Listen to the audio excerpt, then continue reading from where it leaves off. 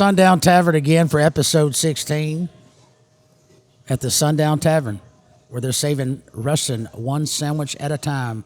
Been sponsors for all 16 episodes. This is our home base, and today we are joined a Hall of Famer, Neela Music Hall of Famer, producer, teacher, professor, father, grandfather, the man, the myth, the legend of the cool, Monty Russell. Thank you, guys. Thanks for having me. Yeah, we're glad you could finally make it on the show with us. I'm glad to be here. Well, let's jump into it because you could talk. We could talk with you. Mm-hmm. Your name has made an entrance in every one of our Yeah, I heard I was accused of eating the cactus episodes. Yes, we'll get to that in a minute. So you've been playing music your whole life. Yeah, since I was 8 years old. So they finally awarded you Hall of Fame. That's pretty cool. Well, huh? I think you get those kind of awards because you outlasted everybody. Yeah. You're the last man standing. But it's true. I mean, but you have a point. I mean, but that shows your stamina. Sure. You know, and all that. Yeah. So Neela, was that pretty cool though? And I heard you got your name on the plaque. Yeah, it's very cool. The Neela Hall of Fame Award's a different organization than the Trail Markers. Trail marker. That's it. Yeah, the Neela Trail Markers. It kind of feels like it runs together, but they're two different things. Yeah. Just happened to coincide at the same time. And yeah, it's really, to be honored in any way is really cool. But I guess to be honored in a permanent way I guess that trail marker will be down there for as long as they, Yeah, as long as it's there. As long as the foundation keeps it up. Yes, yeah. Yeah, that was super cool. Actually, I saw that post the other day, and I was like, "No way, man!" Yeah, I was like, "That's really cool." Well, I mean, after getting out, all of you travel with me, so I'm a roadside historian. I like to get out and look at every marker, every statue, and everything. So if there's a barbecue place, and barbecue, he's eating at it, and at least in the South and the West, certainly. Yeah, he But knows. I That. get out and look at. I got out and look at all those monuments on the side of the road. And I'm going like, damn, I'm on one of those monuments. Yeah. And my Roadhouse show, that is going on for the 24th year. This is our 24th year of the Roadhouse show and at KSKZ. And then Joe Woods and the Wildwood Express is on there. That's one of the first big places I played. Back when I was in high school, Joe Woods used to have 2 shows every Saturday night just at the Dixie to accommodate. That would be 1,200 people every Saturday night would come. And That's wild. to see him, and as a 15 and 16-year-old, that was fun. It was fun, and gets to dress up in cowboy clothes and play my new telly, and I think that was a big deal. What year was your telly? Do you remember? Oh, I don't know I think I have a picture of playing at the Dixie with a telly that was probably a early 70s telly. You still got it? I don't still have it. No. Oh, okay. I'm not sure. I'm not even sure that it was mine. That I had borrowed it. Yeah. That I had borrowed it from somebody just for that anniversary show. But, so Joe Woods is, and then my whole life I've been doing stuff with the Dixie Center for the Arts, and I've been on the board of directors there, and promoted a lot of shows there, and then also Rabs is on the. It's on the plaque too. Plaque, oh, how cool is that? So I did all the booking at Rabs and the Doghouse.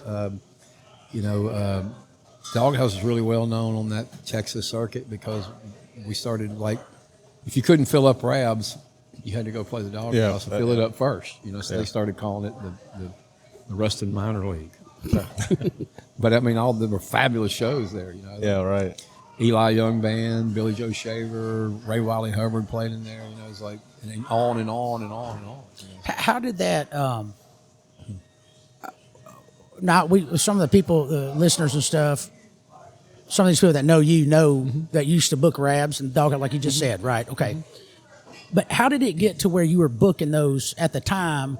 What they'd call that Texas red dirt thing. Like, who was the first person that you remember that got in there? They're like, hey, this kind of works. Who and how did you know these people already? Rabs, Larry opened.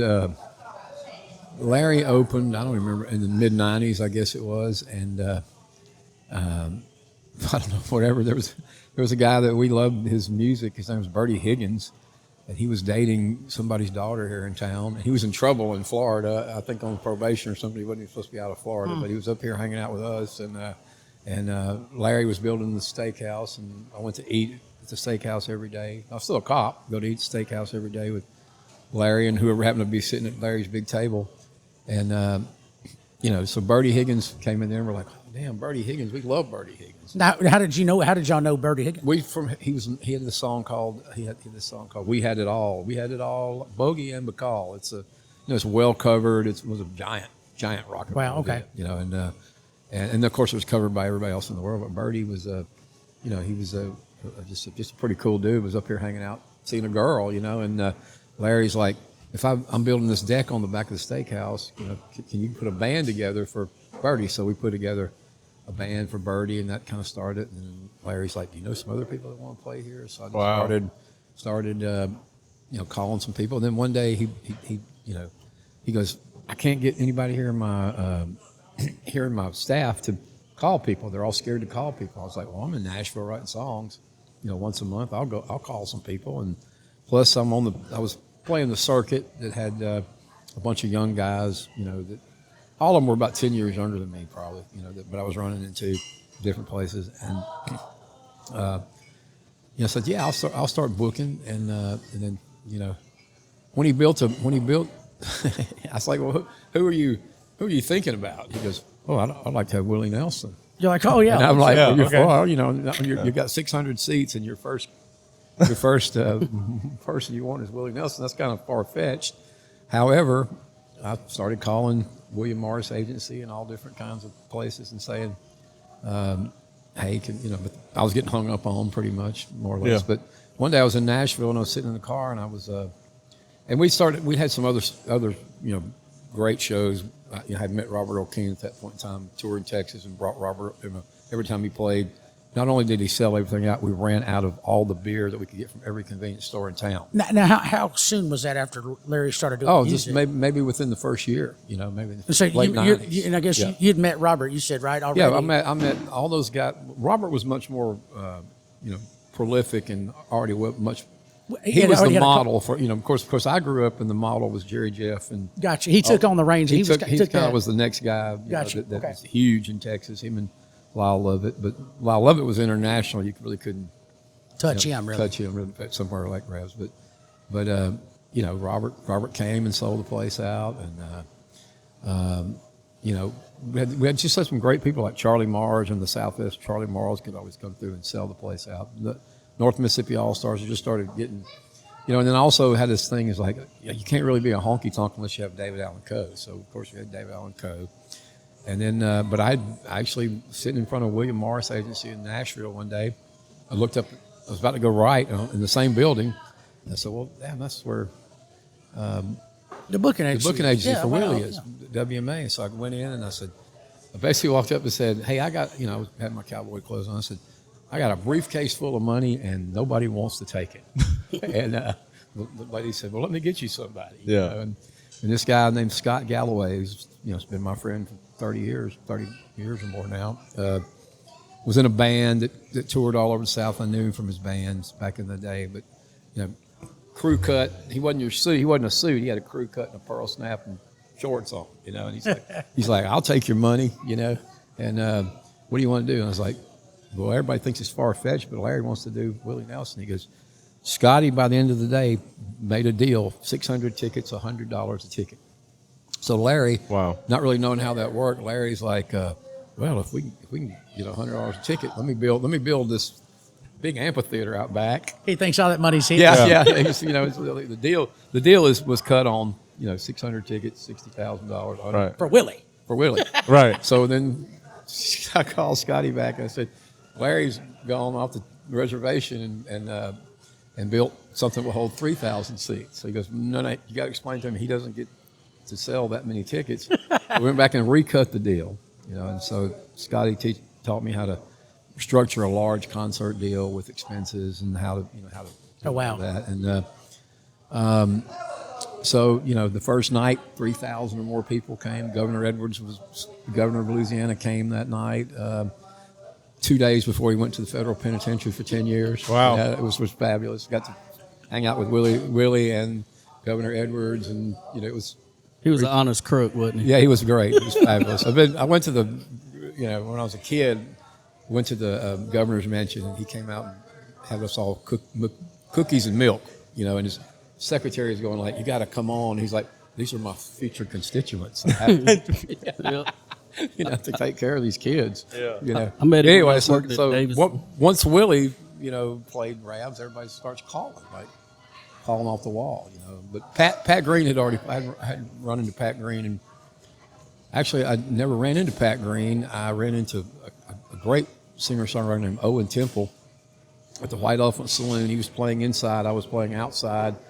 And that's in the Fort Worth Stockyards. The Fort Worth Stockyards. I was playing every week out there, and kind of like you did when you went to Natchez. You used to go to Natchez every week. I'd drive out there every week. Well, I'm outside and I'll go in to see what's all this hullabaloo, and he's selling CDs, and that's back when I didn't have no money, but I had checks. So he ran out of CDs, and I said, "Well, let me write you a check. There's my address. Send my CD." Well, he didn't send my CD. Yeah. But did your check get deposited? Yeah. Yeah. Check got deposited. He didn't send the CD. I had his telephone number. I called him on the phone.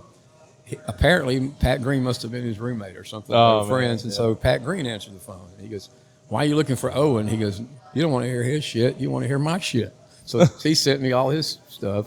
And next thing you know, we concocted a show at Rabs. He came over. What year do you think that was? Oh, my God. I can't even remember. In the late 90s, late 90s. 96 or so, 97, something like that.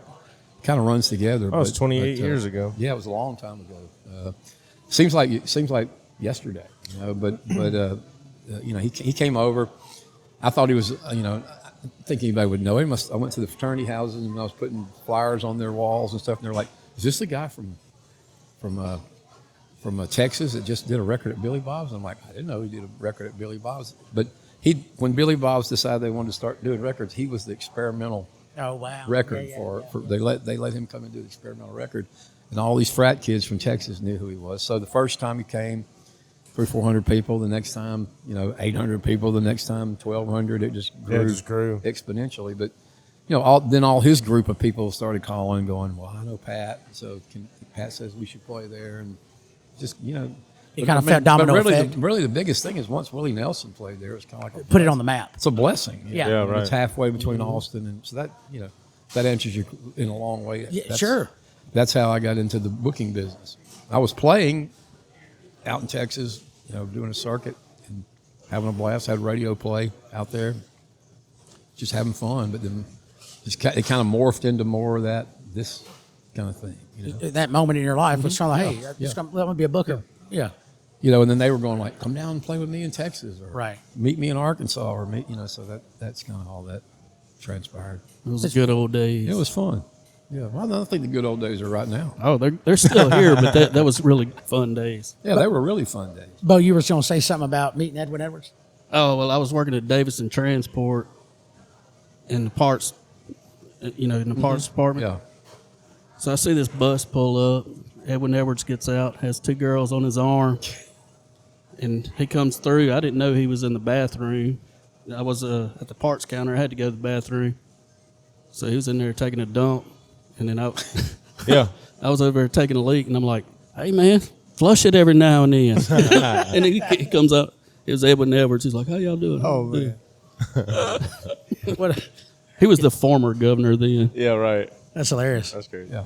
But I mean, the idea that he was there at Rabs, on the night before he leaves to go to federal penitentiary, Yeah, cool. Well, look, we're gonna take our first break, and then, but before we do, why don't you tell them about the daily lunch plate? Oh, the special? daily. Oh, listen. If you're a doctor's office, dental hygienist, lawyer's office, or you just work any job, construction or whatever, and it's time to eat lunch, y'all make sure y'all get by the Sundown Tavern here in Ruston. If you're anywhere around Lincoln Parish, anywhere around, get your butt here every day. They got a lunch special, and today the lunch special is a chicken fried steak sandwich on a po' boy bun. On a po' boy bun dressed. They can give you au jus sauce, or they can give you white gravy. I had the white gravy, and I'm sorry, guys. No, go take. I ordered mine in advance and got to eat mine all. That's what you were I know. over there. I could smell something really good. I'm It's telling fantastic. you, Corey and the gang up here, Corey Brewer and there, and Heath and the gang up here, they every day they're just saving Ruston one sandwich at a time, and we'll be right back, guys. Thank you.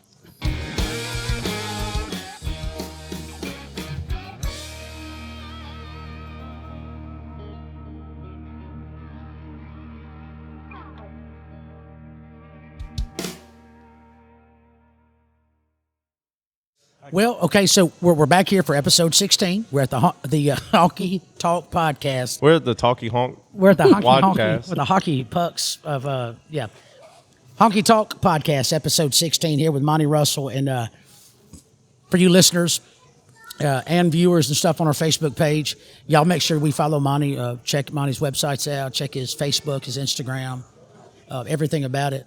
And we're here at the Sundown Tavern, where we're always in Ruston, saving Ruston one sandwich at a time. So be sure to come up here and get your daily lunch special. Okay, with that being said, now we've talked quite a bit about your booking experiences and the history of you kind of being a booker and how you got with Larry Rabb and how you met some of these Texas cats and all that. What was the first record you put out? That I put out? Yes, sir. I put a cassette tape out Ah. for which the cover was shot in the alley over here, which was not renovated at the time. It was like A true alley. true alley. And, Yeah. my friend Gerald Mitch Jenkins, who's a former Marine Corps sergeant and was my longtime police partner, at the police department, and he's a big, beautiful man, and the picture of the cover was me up against the wall with him frisking me. We put out thousands of tapes and cassette tapes, and we got thousands of booking. Back then, you had to have a glossy. There was no internet, so you'd have a glossy 8x10. So, and then Headshot, or the cover or something. yeah, you had to have a big 8x10 to put in your booking packet, Right. that you mailed out, and so I would have those at shows, and people would ask me sometimes to sign them or they framed them or whatever, and then Gerald, at the police department says, "Hey, you got any more of those 8x10s I can give my lady friends?" So he passed them out to lady friends. So Yeah. and there was a studio in Shreveport and Bossier, actually in Bossier, called Red River Studios. It sits now where Hurricane Alley is. There was a guy there that he envisioned when the riverboats were coming to Shreveport that he was going to build a Branson type theater there. I think he wound up selling his property maybe to one of the casinos because he was right there on the river. Yeah. That's been so long ago, but Sidney Cox and I were in his studio on the same day. Sidney wound up being the Cox family, of course, from a giant bluegrass family, but also he became a principal songwriter in Allison Krause's songwriting company, and still is today, as far as I know. But he and I were in there, both cutting the record together, and he's like, "What are you gonna do with your record?" And I was like, "I don't have any idea." He's like, "Well, you're your record," and we both wound up, sending our records different places, and mine wound up getting me on the Bluebird Cafe without having to audition. That's cool. Which is really cool, and but it was was simply produced. I didn't have enough money for a full band, so there was a guy there who was talented enough to be able to play almost everything on the record. He played everything. Some of those songs I still play. That was in '96 when I cut that. Wow. So you weren't around New Orleans area in '96, were you? No, I wasn't around New Orleans in '96. Well, I did play from '97 till the present, in New Orleans, different places. So. Y'all kind of have the same eye structure. Well, that's cool. So right there where Hurricane Alley is, with that whole right East there where Bank District Hurricane over Alley there, is, I did that record, and it got me a lot of cool stuff. Got me a lot of gigs, and after I started booking Rabs around 2000, I think I don't remember whose idea that was. It might have been Pat Green that suggested it. He goes, "You ought to do a live record." I think it was Pat that said, "You ought to do a live record here." So I did. I had I had a band that I'd been playing with for a long time, and they were all great, but everybody seemed to be going a separate way at that time. My friend Michael Raspberry was leaving. He played piano. He was leaving to go to the University of Virginia for the theater department, which he's still part of. Oh, cool. There in Virginia. And he's had a Broadway play, since, or musical since. And then Michael did techno pop, and he used to say, "I'm really big in Japan." Yeah, that's what's up. That became like a buzzword. He's big in Japan. Mike James was moving to Chicago. Mike James is back here playing with me frequently here now. He's a fabulous guitar player. And Britton Curry, my fiddle player, he and I went to play the Bluebird Cafe together, and he got hired off the stage. Oh my standing God. beside me by Hank III. So Wow. So he went on the road with Hank III, it was quite a ride. While he was playing with Hank III, he got somebody handed him a card and said, "You come to this audition." Didn't tell him who for. It was for Alan Jackson, so he got the Alan Jackson gig. He went from playing like little dirty honky-tonks to Madison Square Garden overnight. Right. Playing. So he goes to the Bluebird Cafe with you. With me, yes. You did all the dirty work. Well, no. I'm being facetious. He made anybody he played with sound great. $1 million bucks. So wow, what a ride that had to be. what like a journey. ride for him. Yeah, For him. Or lucky Michael? that you all talk about traps. That I was Right. just talking, that used to be called Bale's Landing, and he and Johnny O'Neill, he was kind of 10 years older than me and somewhat of a mentor to me. I never played acoustic guitar by myself. I always had to have a picker until I saw Johnny O'Neill. I was like, man, he's learned some songs that he can play on his own, and look how much money he's making. But he also had Britton Curry playing fiddle, and they were the most popular thing in North Louisiana, north of Alexandria. And I'd go out and see them play all the time. So I just on a whim, I said, I'm playing the Bluebird Cafe next week. You want to go? So he went with me. And again, he got hired.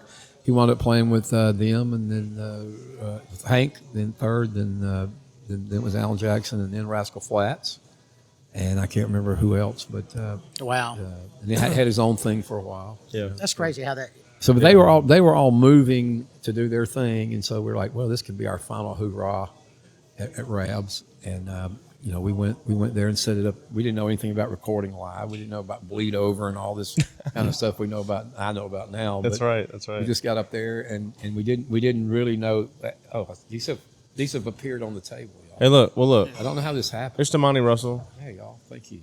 and the ride to success. Yes, Or something. to the ride to getting your name on a plaque, a historical marker. Yeah. When they called me about the Hall of Fame thing, I was like, oh, that's really nice. Is there a check with that? Yeah, but there was no check. Right. Anyway, so we put this thing live at Rabs together because everybody was leaving, and basically we recorded one night. We recorded about 30 songs. We should have recorded about 10. 10. And Yeah. really rehearsed them, but we Right. recorded 30. And by about number 15, this got in the way of good.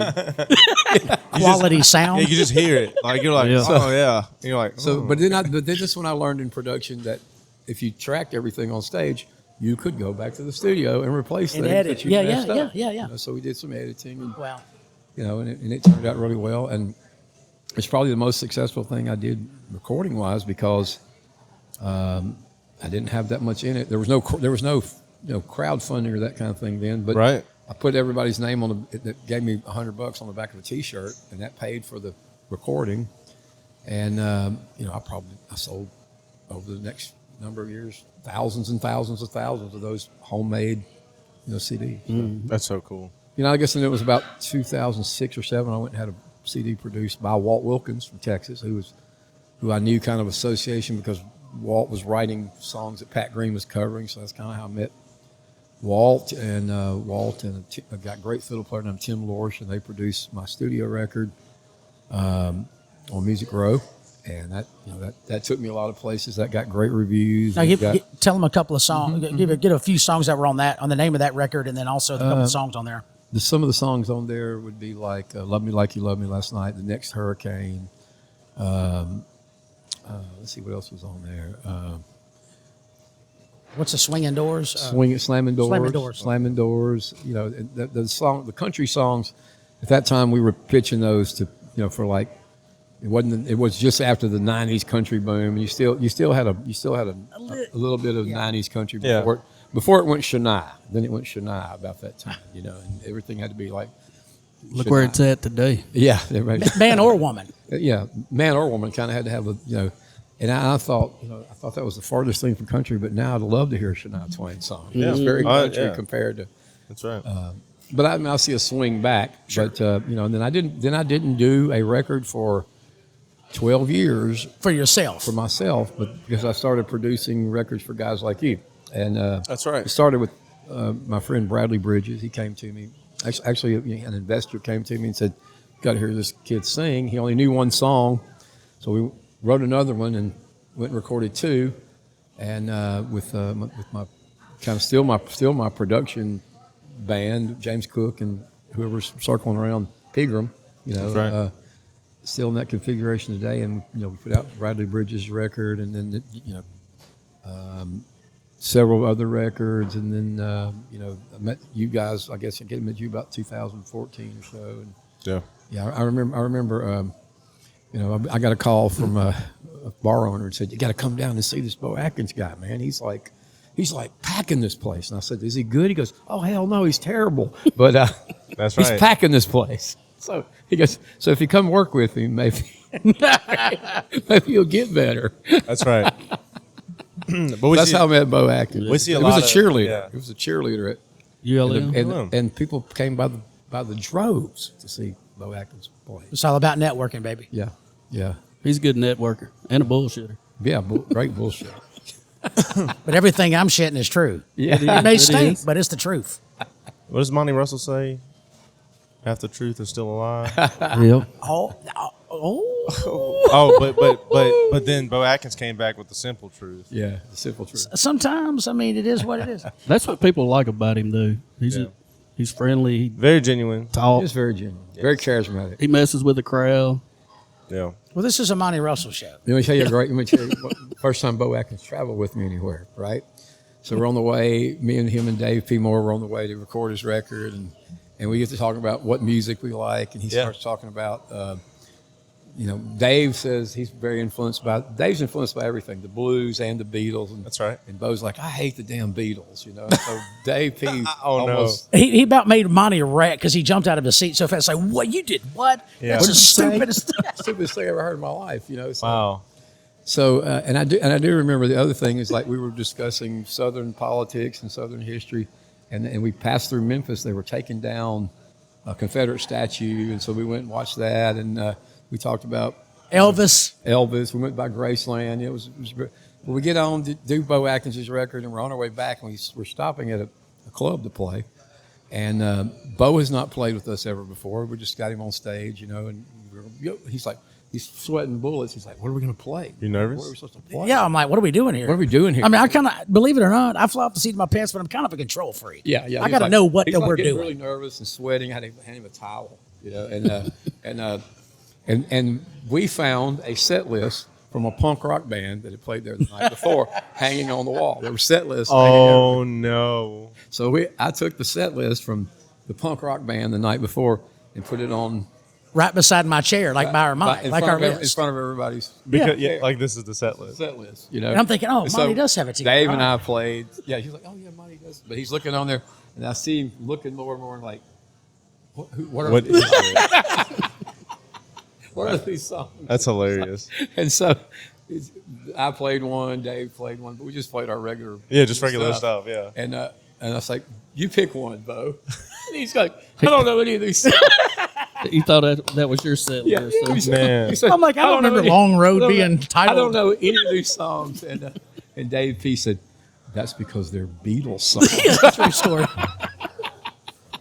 And me not knowing anything what they're doing, I was like, well, I guess that makes sense. And they start dying laughing. I'm like, what's so funny? They're all I'm like, punk. They're all, nobody knew any of the songs.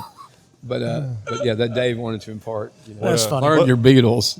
What an initiation. I know. I know for real. We also had our friend Boss Cotton with us. Oh. Rest his soul. Who our friend Boss Cotton is one of the biggest characters I ever met in my life. Hitched a ride back with us. Yeah. And remember that him being halfway home from Nashville, he told us, like, can y'all get out of the car and walk with me to the door? My ex-wife doesn't really realize I'm coming here. yeah, we're trying to. She chased him out of the house with a frying pan at 5 a.m. Yes. Yeah. Okay. Okay. Well, but here's the thing: the beauty about Boss Cotton is because you deserve whatever Yeah. because you deserve what every individual should enjoy regularly. Yeah. Yeah. Regularly. Yeah. We love that song. That Pipeline Rain Out. Pipeline Rain Out, and he said everybody's got to open a Red Wasp. And I was like, what the hell's a Red Wasp? Red Wasp. He goes, that's a real Budweiser because it'll sting your ass. Yeah. Little Bud Heavy. That's it.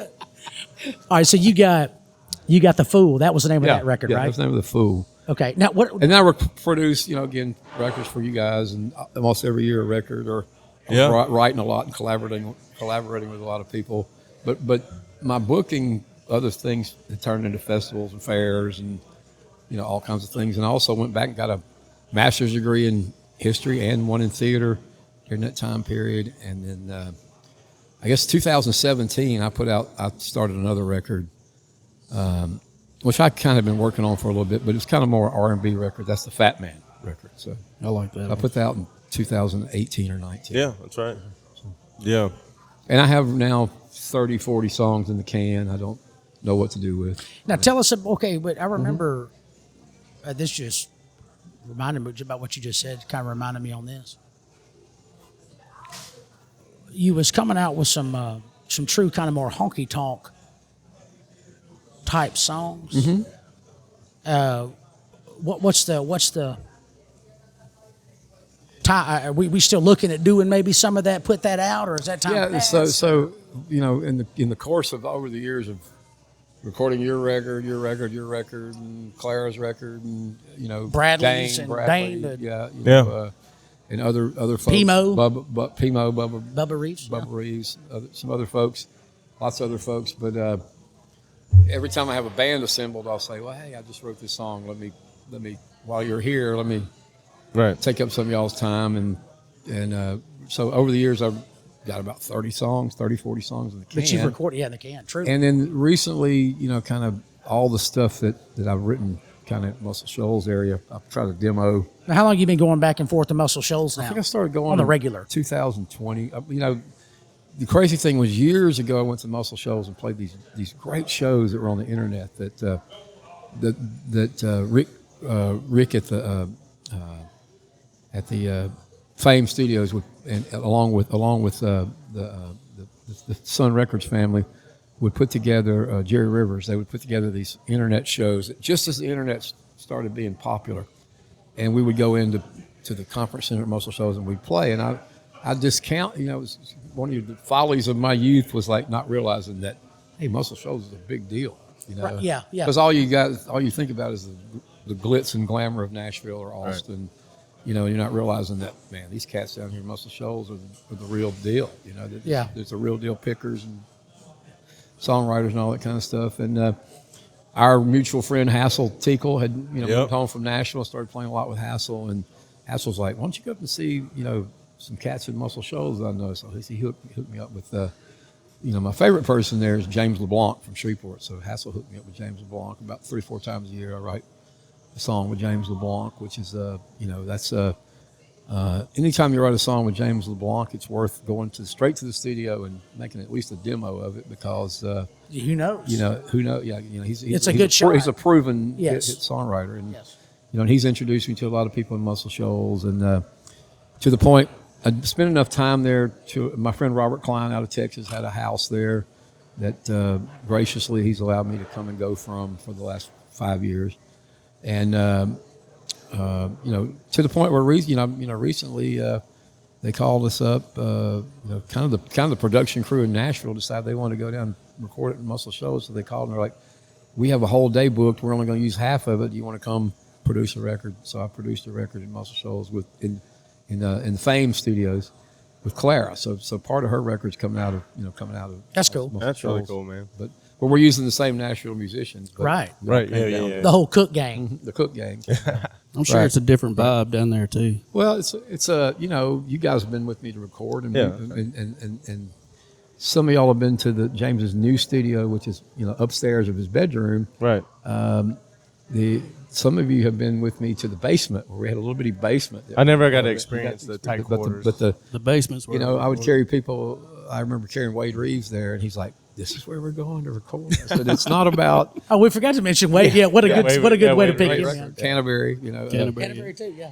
Anyway, Wade Reeves was like, "This is where we're going." I thought we were going to Music Row. I was like, "Man, this is way better. than Way Music better, Row." dude. Yeah. I was like, "It's not about the space; it's about the people you're about to go in there and play with. Great musicians, who you're too. going there to play with, and it's also about the fact that there's no time clock running. There's no.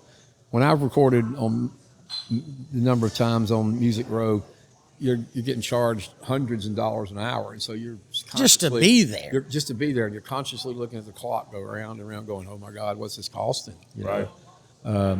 and you know, with the guys I record with, we wind up having jambalaya and beverages and Hanging out. Hanging out stuff. yeah, hanging out stuff. You know, and there's no time clock running, and Good that stories. makes good stories.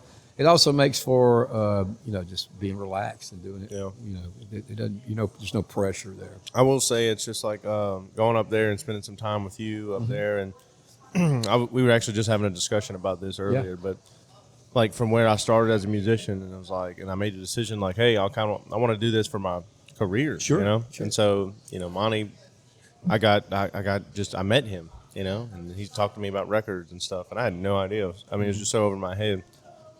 He brings me up there to meet Cook, James, and the guys and stuff, and wonderful musicians. But you produced that, and it was so cool. I like the times. I don't even know how many times we went up there, but several times, and each time I learned so much information, and I really grew in the studio. Sure. I learned a lot of things up there, man, and Certainly. yeah, very thankful for that. Yeah. Well, what? Speaking of producing, Yeah. Everybody has their influences. Yeah. I'm like, well, what got you playing guitar? I'm like, oh, it was so and so. But on the production ear and the side of it, I guess it's a 2-part question. Yeah.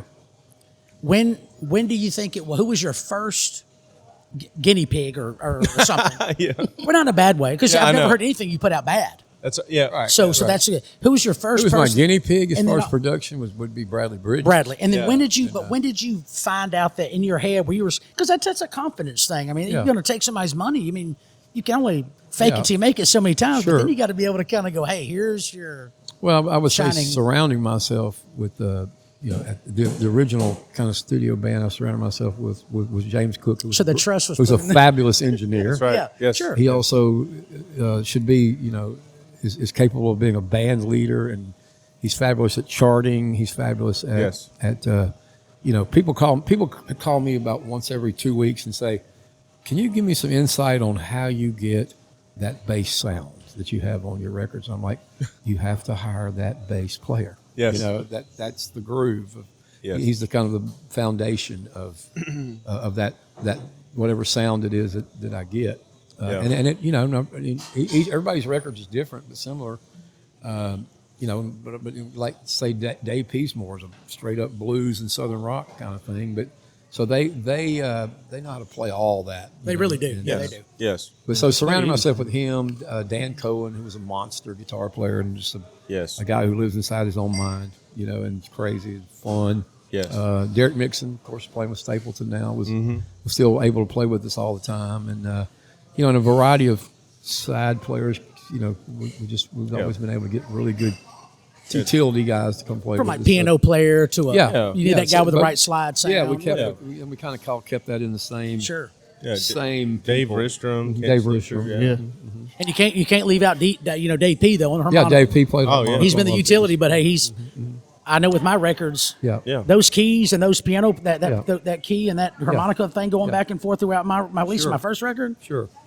If I play live with a band and that's not there, it doesn't sound the same. Sure. It doesn't even feel the same. Right. He sounded like a lead guitar on mine. Yeah. Flowers Yeah. Gone. Yeah. Hey, and I'll let you know about Dan Cohen being a monster on guitar. So, Braden Watts. Uh-huh. When we up there recorded the record and then we sort of had to play this stuff live, Yeah. Braden Watts was like the only guy that could play it. this stuff. Right. But then he's in Nashville doing his thing now and writing and all this stuff. And it's like, okay, I need someone to pick up the slack. Yeah, I pick up the slack on. So this, like last year, boys, I had to do my homework and go Learn take that some stuff. guitar lessons. Yeah. Yeah. So I was kind of bumming some knowledge off that's- with some guys. Mike but- James can pick up that slack. Yeah. Oh yeah. Mike's He's got a great sound, man. Yeah, but still that that tight. It's a tight group. Yes. It's the same way anything. Okay, any famous studio, and that's what you'll find at what happened at Muscle Shoals. They're out in the country in the middle of nowhere. Now everything's built up around Fame Studios and Muscle Shoals Sounds now. But back when those studios were built, they were just out on highways, out in the middle of dirt roads, out in the middle of nowhere, and it was really about the group of people they assembled to play for the sake of the song. They didn't allow players, even though they were very fancy players or fabulous pickers, they had to play for the sake of the song. The purpose of the recording is so you can hear the singer and the song. That's right. So playing for the song. It's not about you, the individual. Right, That's right. right. That's right. So I learned a lot about that. I had a smoke. Of course, all my life I've always had a smoking band of some kind. But you meet some guys like that who can go out there and wail away, but instead they're play just the right lick. That's right. Just right. the right thing. That's right. So that's kind of what my crew's about there. So the production there, surrounding yourself with those kind of Sure. friends that you was able to meet along the way. Sure.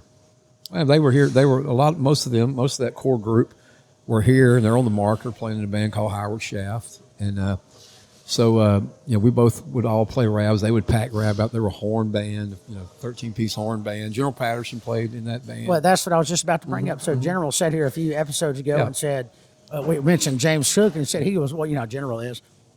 Hell, James Cook was our horn player, but we needed a bass player, so we made his ass play bass. Yeah, they made him play bass. And there he is. And now he's like Sure. Mr. Wooten's top teacher or something sure, at band camp up there, bass so, camp. So yeah, they were and here's they would, wherever they were playing, they would come over and sit in with me afterwards. But I think one of the best things with them was they could throw up I could have a show book somewhere and thinking, I'm gonna make some jack, Yeah. They would decide, well, he's playing at Rabs, we're gonna play at Doghouse that night. They could go out and put up. They had so many of those. They were so. There was no social media, so you had to go out to telephone poles and frat houses and shit. Like I say, the good old days. So I was a cop, and so I'd find out they were going to play, and I was like, they're going to be out putting up flyers tonight. This is illegal. So I would pull up behind them and was like, no, you can't put, you can't put your flyer over my flyer. Yeah. That's hilarious. That's hilarious. All right, y'all. We're going to take our last break, and we'll be right back. All right, HonkyTalk podcast, baby. Ow. Yeehaw. The Sundown Tavern, located at Park Avenue in Ruston, Louisiana. Ruston's favorite family and fun tavern. Y'all come on down here. Daily lunch specials. And they've been a staple in live music in Ruston, Louisiana for over 40 years. They have great service. And it's the kind of place, when you leave, you'll feel like family. Let's get back to the show, the Honky Talk podcast, always brought to you by our lead sponsor, the Sundown Tavern. Welcome back, everyone, to the Honky Talk podcast, episode 16, featuring Monty Russell himself. Thanks again for being here, man. My pleasure. My pleasure. I've been trying to get here for the last 16 episodes. You've been on the run. Been on the road. He has. He's been running from just Busy man. Yeah. That's right, and it's but we just want to we have a just a little time left, and we just want to kind of hear some life on the road stories, man. Oh, You've got Lord. millions of them, but I got lots of them, but a couple of years ago, I hung out with my friend Trent Sumner. Y'all may or may not met Trent. He was Trent Sumner, New Row Mob, and he was about to move to L.A. And we spent the last day in Nashville trying to write a song, and we just started talking about. Remember that time in so and so town when we played that old man's birthday party and the stripper jumped out of the cake, or you remember the time when that person rode that bareback pony naked across the golf course, and those kind of stuff. And the golf course. And so, sort of like, I'll tell you, man. sort of, and he started with, he goes, remember that time we opened for Willie Nelson that night that felt like a week, So he and I wrote a song together that we haven't done anything with, but it was called We Got to Keep All of These Stories on Ice Till One of Us Dies. So stories on the road can't be told, really. That's right. In an active podcast. That's right. Well, give us something. What's your greatest memory? Like something that from your younger years now, today, could have been yesterday, may have happened when you're young man. There's so many, but I wouldn't think twice about. And you mentioned a while ago, I'm also a teacher, part time. I love doing that part time. Teach theater, and I love the theater, and writing some plays that have some development on them here and there. Well, in my travels, moving to Atlanta with my family in the late '80s, and moving into Atlanta, we got a really nice post oak apartment. It had, at the time, I thought it was like it was gonna put me in my grave. It was Well, you're talking about Atlanta, Georgia, Atlanta, Georgia. not Texas. Yeah, $750 a month rent. I thought, Right. well, I can't my God, make this rent, you know, because back here in Ruston I was paying $250, you know, and but anyway, I got out there and we pulled up with a moving van, and on the front porch, we're on an upstairs apartment, and downstairs is my baseball hero, Willie Stargell, is downstairs. Wow. He's cooking steaks. You know, he's like, he's cooking steaks, and my wife at the time jumped out of the car and said, "Oh, you're so sweet for cooking the steaks." And I'm going like, "You can't talk to Willie talk to him. Stargell. You can't talk to him." No clue. She had no clue. You know who it was, right? You know, I'm going like, I'm freaking out. You know, it's like this Willie Stargell. You know, they told us he lived there, but we thought that was just an ad. You know, Right. like, yeah, Willie Stargell lives here. He's now a scout for the Braves. He's getting on a plane every day and going to watch minor league ball players and high school baseball players.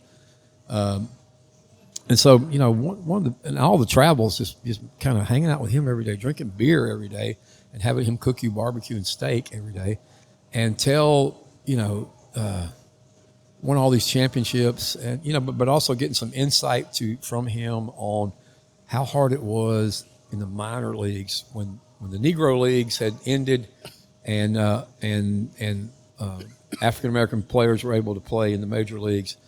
Him being from San Francisco, where there was no Jim Crow and there was no no social thing about being black or white. But then getting on the road with a minor league baseball team and not being able to stay in hotels. You know, here he was the star of the team, but he couldn't get hotels. He couldn't. Wow. He couldn't. You know, he had to stay separate from the team. You know, and because of that racism, one of the greatest baseball players that ever existed almost quit. You know, he almost just cried one night and went home. You know, to San Francisco, and you know, and then coming to find out he's in Atlanta because. You know, his jersey's hanging from the Pittsburgh Pirates fence. He was from the day where you went to work for one team and you stayed with that team. He wasn't free agenting around. Right. He was the Pittsburgh town hero. That's it. You know, but when he retires, he goes into the front office and they won't give him a job, you know, for the Pirates. And so he was down in Atlanta because Atlanta would give him a job as a scout, you know. So that's one of the coolest things from you know, that really wasn't related to music more than just, you know, where my career path I thought was taking me at that time. But what I will say that I went to Atlanta to be a cop and probably to go to law school at Emory University. Wound up coming back here for a little while thinking I was going back and never went back. But while I was in Decatur and Atlanta, Georgia, started running into some fabulous musicians who are still out there today, you know, who are out, like Sugarland. The guy in Sugarland had a studio downtown Atlanta, you know, and when we see each other on the road, the joke is, you were Decatur police, weren't you the Decatur police officer that arrested me for DWI, you know, type deal. And there was also a place there that opened while I was there called Eddie's Attic, which is equivalent listening type room equivalent to the Bluebird Cafe. Everybody in the world has cut a record at Eddie's Attic. And there was some great bands around the square there, the Indigo Girls, and there was a place called Trackside Tavern. We put together some little bands at Trackside Tavern. So Atlanta turned out to be, and on occasion, Willie Stargell would be in the audience watching me play. So that was pretty, that was pretty cool. Not really music related, but That's cool. But something I've written something about. You know, the deep conversation with him, and really, getting to drink beer with your hero, a baseball hero, and hearing how it was a couple of generations removed, not too but not too far removed. No. Also being in Atlanta when the Atlanta child murders had happened 5 years before I arrived in Atlanta, and got to meet guys who prosecuted, those that investigated those. Got to see the crime scene files. Got scared to death in Atlanta when I went into the Georgia Bureau of Investigation one day to check some fingerprints, and found out there was a serial killer room, and how many serial killers were working in Atlanta alone, in the South. And, so that time in Atlanta was great. In Atlanta, I saw Doc Watson play a live show. Took my youngest kids to the Doc Watson show. But, I mean, the things on the road, God knows, going out to Texas to play with, guys like Robert O'Keefe and Pat, and then playing shows with Willie Nelson and in Texas is like that's super cool. yeah, it's like The Mecca. And being in Austin one night with Willie Nelson at Stubbs, and because it's an Austin show, every musician in the world has come to Stubbs to watch Willie play. So all the Texas artists we know and love, plus all the blues artists from the Austin area, which are legendary. Big rock stars are there backstage. And Willie had just been on the Winter Olympics playing, and he got a white leather jacket that said USA on it. And he'd given it. There was a great longtime road manager that they had who was in his 90s at the time, and Willie had picked him up to just help. Basically everybody's taking care of him on the. His name was Lovey. He went by Lovey. He had been John Wayne's personal assistant in the 30s. So he'd been in the entertainment business. He was a legendary road manager. They're making a documentary about him, but Willie had him at that time. So they didn't have enough passes to give out. So I didn't have a pass. So every few minutes, Lovey said, "You don't have a pass. Get the fuck out of here." So I got kicked out over and over from this Willie Nelson show. And Pootie Locke, who was the kind of the hands-on manager, would, "Damn it, Lovey, he's Willie's guest," And so I'm standing backstage, and I didn't smoke anything, but there was so much smoke coming from somewhere that I was high as a kite. And Larry Rabb was with me. He's like, "You feel funny?" I'm like, "Yeah, I feel pretty funny." Secondhand smoke. And so anyway, I didn't know the power of Willie. I didn't know Willie was like approaching God status or something. Right. He rarely breaks a string, but he broke a string, and the guy who tunes the guitar, his name's Tuning Tom. So Tuning Tom came running off the stage and had Trigger in his hands and turned to me and said, "Here, hold this." And so all of a sudden I'm holding Trigger like in my hands. I'm going like, "Oh my God, this is going to definitely be in the Smithsonian, if not like have its own museum of some kind." Right. And all these great stars come running over, and they just put their hand on it like it was the Holy Grail. It's gonna be healed. The Holy Grail. Like, It's an old guitar. And then a week later, Willie invited me to his 70th birthday party, which is the Ryman. That was 30 years ago, right? Yeah, this is 30. Yeah, this was 20 something years ago. It seems like yesterday, but yeah. So I went to and got to hang out in Tootsie's with them, and Toby Keith was there, and hanging out with him. I got to see an almost fight between Toby Keith and Pat Green, and What was their fight over? who was Texas versus Oklahoma, I guess. Okay. Pat got nominated for a Grammy, Toby didn't. They button heads, same old Texas OU. Yeah. The old rivalry. The old rivalry, But Talk about Willie Nelson. Willie just got up and said, "Everybody, chill." just chill. But talking about Willie Nelson, you told me a story when he played at Rabs. You took him to play golf. Yeah, he played golf out behind Greg Pafford's house in Arcadia. It was something- rode some lady's horse. Yeah, I was about to say something about a lady on a horse. Some lady came up and said, "I named my horse after you. Will you ride my horse?" And Red-headed well, stranger. if it was here, I would ride it. And this 90-year-old lady brought her horse back. Here, Willie, I got Scooter. He's like, "I guess I got to ride a horse." That's crazy. And he did. But that same thing at the Ryman. I got to the Ryman. There's like 3-4. It's a skinny alley. There's like 3,000-4,000 people in the alley around his bus. And I'm going like, holy cow, man! I can get. There's no backstage I had backstage passes, but there's no backstage. You're kind of just standing. There's no backstage at the Ryman at that time. And Pat Green was opening act, and we were hanging out in the alley, and Willie got off the bus to go in to do sound check. And there were people in wheelchairs and on crutches. And on, Oh my gosh. There were people. Yeah. I don't know if there's any stretchers, but that's what it looked like. Probably, yeah. And there's Willie come off with long red hair. Yeah. He didn't have it up. That's right. Flowing down. It was like, damn, if that don't look like Jesus, With- and then here all comes out Trigger. The crowd Ark of the parted. Covenant. The crowd parted. And he's walking by going like this. Yeah. I'm going, He's probably trying to stand I up. was so moved. I was like, oh my God, all these people. And then I realized these people don't even have tickets to get in the show. They're Yeah. just out here hoping to see him. Just to Just see to it. touch his hand. To Yeah. touch him, Oh my gosh, what a scene. Yeah, what a scene, He walked into Pootie's Hilltop one night when I was in there. Yeah. I turned around. I was like, the first I got there, I was riding in my Jeep. I come up there to and I was eating. This old cowboy man was sitting there. He goes, "Who the hell comes to Pootie's Hilltop to eat?" Yeah, Willie. Really.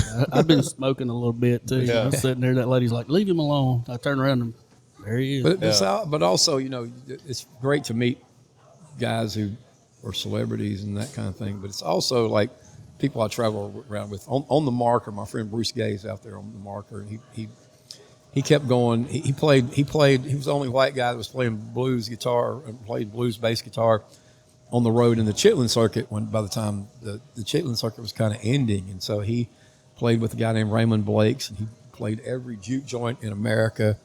And he'd also put together the Lightning Bugs, which was really weird world. They called it world music. Had a horn section, and there was a great old trombone player named Dooney Gilliard.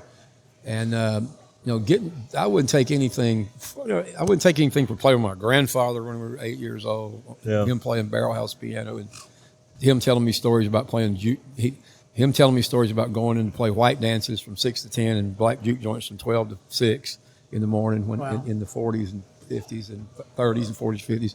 And, but also like traveling with Dooney and Bruce, you know, and Bruce having all these stories about being the only white guy in a juke joint. Like, say, like, you know, Bruce is telling me, you know, And he's playing bass. and he has to like, you know, or, you know, he has to go to the door and show them his ID.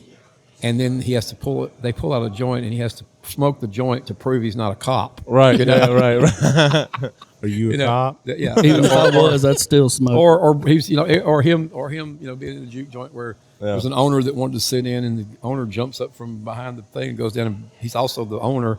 He's playing drums, and he goes out and has to stop the song and beat somebody down and throw him out the door. Yeah, that's right. Back, you know, come back and play the drum. that? So they had you know, millions of stories like that. Dooney told me a story about traveling around the country thinking he was playing. There wasn't any posters or TV or anything for anybody to see. He was on the road with Muddy Waters, but it wasn't Muddy Waters. Right, it was somebody claiming to be Muddy, Muddy Waters. Waters. And in Mississippi, Muddy Waters walked in with a 45 and wanted his money. Yeah. So I wouldn't take anything for those rides with That's crazy. guys like Dooney and, you know, Bruce. and the guys that came up with me that, Yep. you know, like you guys all have, you know, some Or even old, God funny bless ass him, Rusty stories. White. Yeah, right. Rusty White. That's right. Funny. From washing machines and dryers to yeah, whatever. yeah, you know? yeah. We had. That story wasn't too I mean, funny. I can't even take enough. Like with Bo Atkins, you know, we're riding around in a pickup truck on our way to record a record, and he's like, "Pull over right there." I'm like, "What are we pulling over for?" He goes, "That baby seat right there can be sold for $50." Going to Nashville and coming back with Hell, I think a truckload of garage sales. he told me he made like 10 grand one year just collecting junk. He did. There was 15. Well, look, guys, look. That was one sale. We are kind of running short on time, but I will say I would love to end it if y'all want to just share you just kind of one of y'all memorable Monty Russell moments. Go ahead, Bo. Uh-oh. That's what I was about to talk about. It wasn't funny at the time, but it's funny now. I lived in Austin, Texas. He come to play at River Road Ice House in New Braunfels. Yeah. I rented a room down there, kind of a big room. So I ended up, I think I got drunk. I got kicked out. He was opening for Charlie Robinson. I got kicked out serving daiquiris. I think Moose and them had daiquiris. We took a daiquiri machine from here. Yeah. Down there. But I was serving it to the people going into the show. That's a whole new level. And the sheriff got me. And then I was inside and he kicked me out, and I went back to the bus, and he told me if I get off the bus again, I'm going to jail. Right.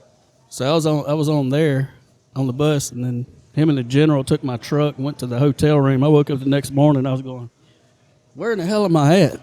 Yeah. Not only did the sheriff kick you out, the sheriff came to the stage where I was playing, and it was with Delbert McClinton. I don't know if you, or it was Charlie Robinson. It was Charlie Robinson. That's where Charlie Robinson. That's right. And said, if you don't get your friend and keep him on, I had to leave the stage, go get Bo, And fortify him in the fortify him in the bus. Oh my gosh. Made it back to the set while they're still doing solos. That's right. And I get my guitar back on. I look down. There's Bo in the front row.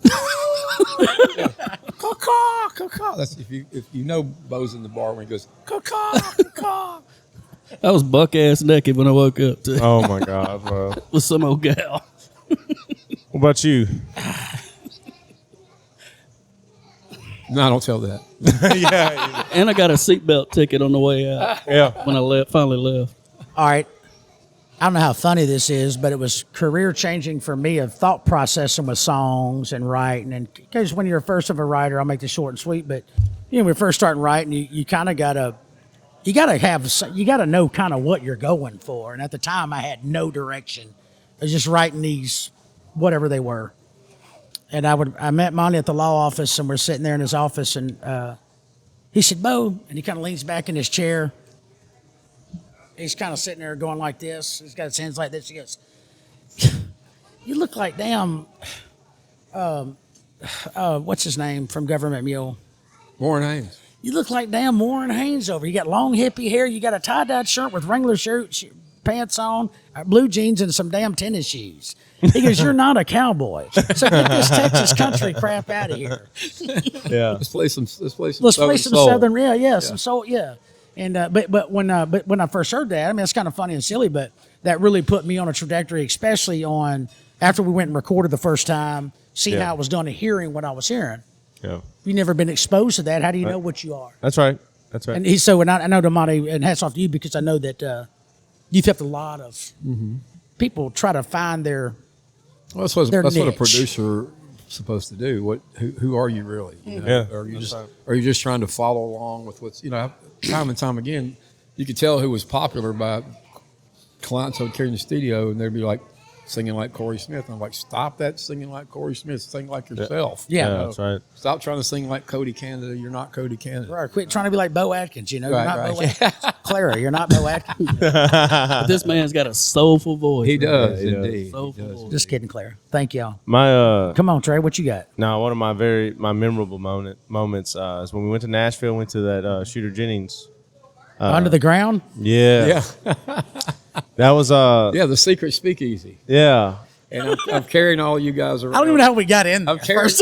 You got in It there. was you got in closed there when we because- went. You got in there because somebody sent me a text that says, Yeah. "Come to this party." You know, one of my friends. And it Yeah. wasn't like just one of us either. Yeah, No, it was a 20 whole of us. yeah. But go yeah. ahead, Trey. Sorry, don't want to. No, it was just cool because it's like I come to this place. There's two bodyguards and like I'm one of the people that first get there and I'm like I'm with him.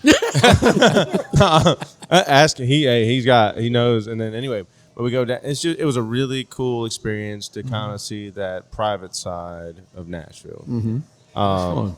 And there's just a little bit behind the scenes, like kind of cool stuff. And as well as you, Bo. I mean, I've learned a lot of stuff over with recording and writing and stuff. And but that was just one of my memorable moments. I was like, man, this is cool. It's very. I gave some reflection to my life the other day about. I kind of feel like I'm in a traveling circus. Yeah. You guys are circus performers. That's right. That's right.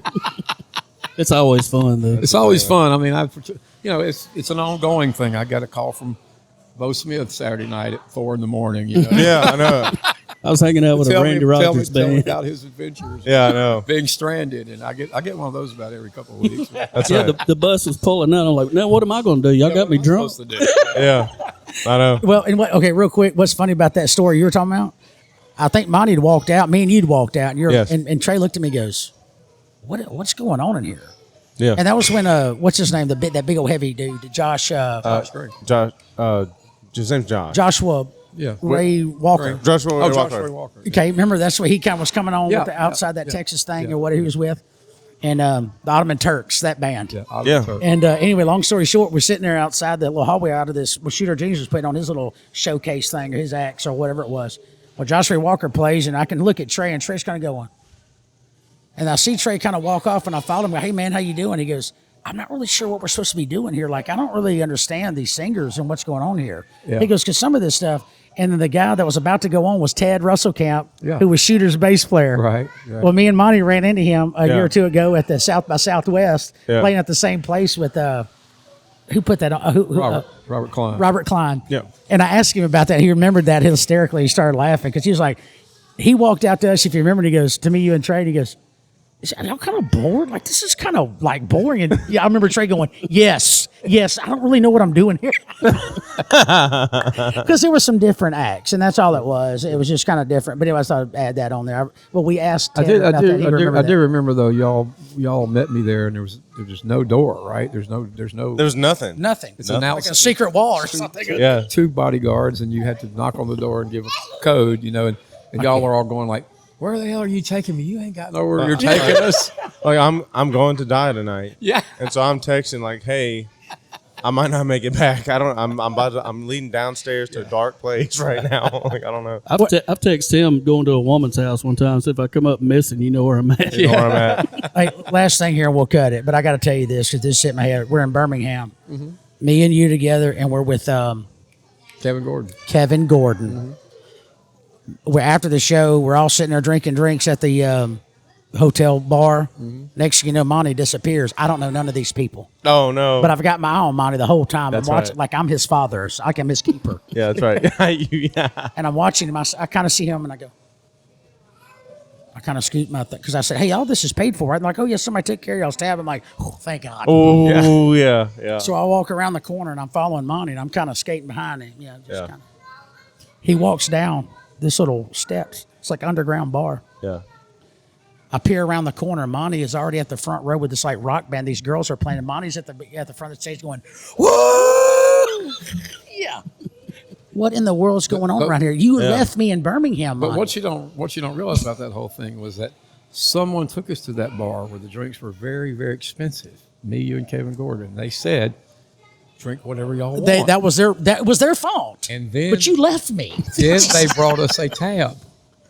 Oh no. Oh, I didn't know about Yeah, that. so that's why I was hiding in the front row. Yeah. Like I wouldn't even hear it. It's like down the gotta back blend alley. in. I wasn't Seriously. even in that bar. No, he was gone.